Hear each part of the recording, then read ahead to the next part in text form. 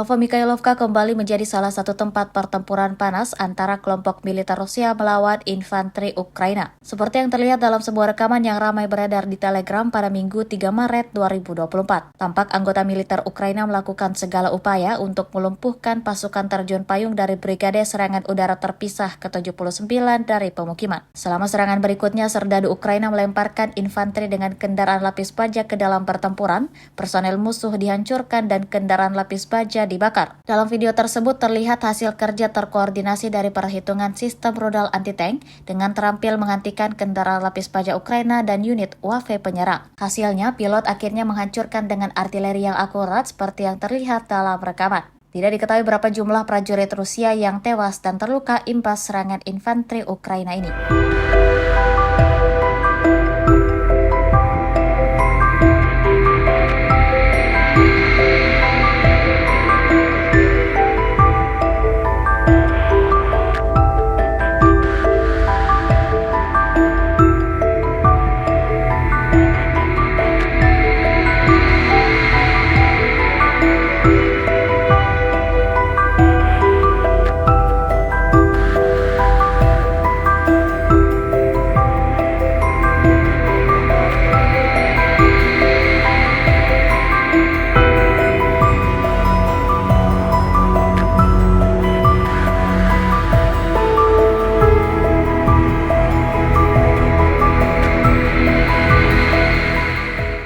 Download Tribun X sekarang, menghadirkan lokal menjadi Indonesia.